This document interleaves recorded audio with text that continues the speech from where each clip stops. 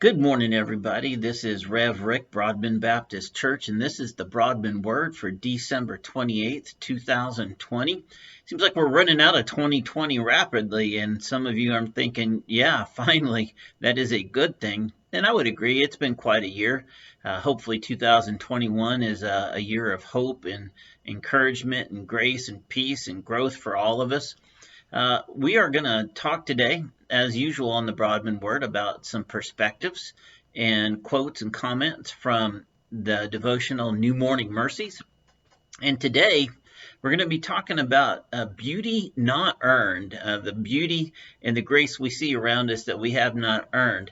Even pleasures of earth preach grace, and every day we all experience a symphony of pleasures around us that we could have never earned the right on our own to enjoy. Just take a look at some of these things that God blesses us with, some gifts that are pleasurable to us. In the springtime, the sound of birds in the air going about their lives, delicate beauty of any particular flower, whatever your favorite one is. I happen to like roses and rhododendrons and daisies and things like that. And what an amazing gift it is for me to be able to enjoy those things. The sunset. What about all of the hues of colors that we see in a sunset? And this time of year, I know Ohioans tend not to celebrate snow, but there are rarely things that we see as beautiful as a pristine blanket of new fallen snow.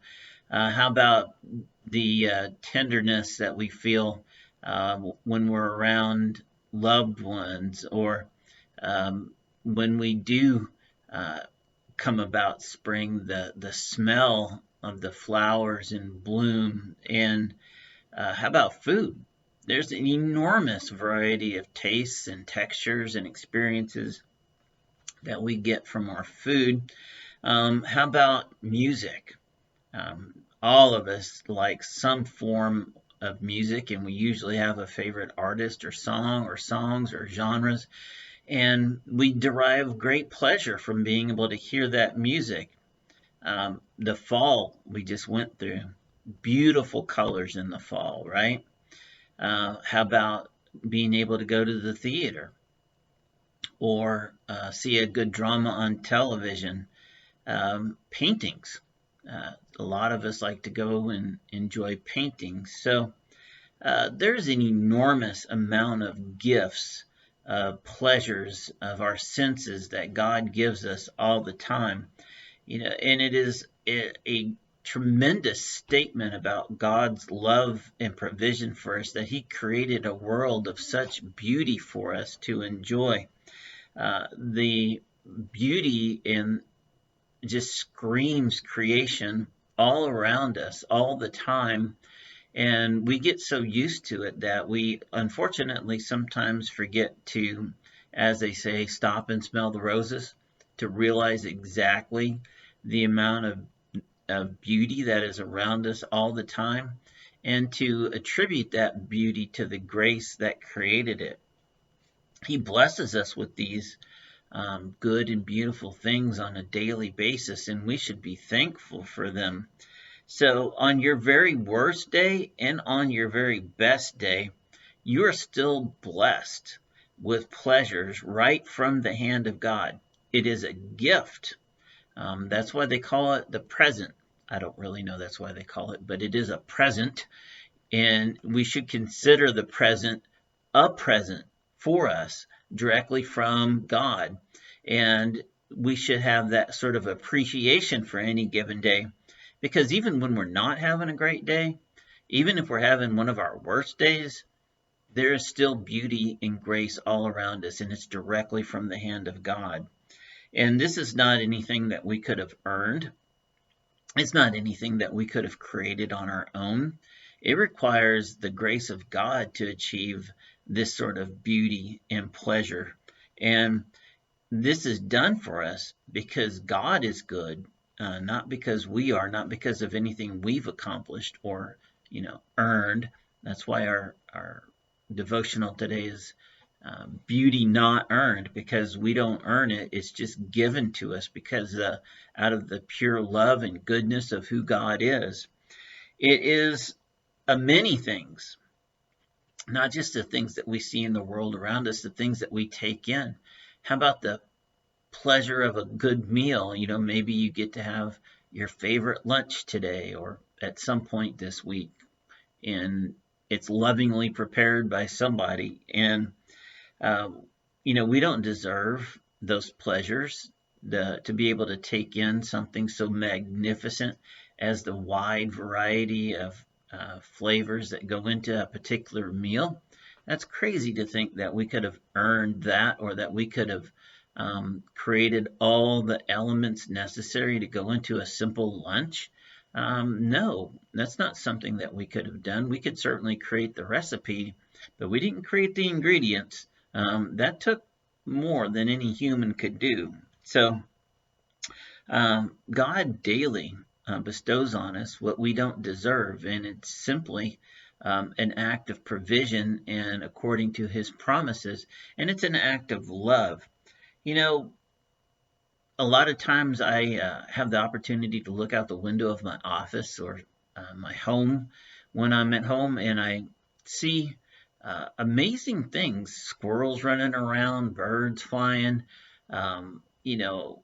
leaves in all the various seasons, and people, out and about with their dogs. And I just think, what a wondrous thing God has done for us and given us this world and everything that's in it, and given us each other, and the simple pleasure of walking your dog.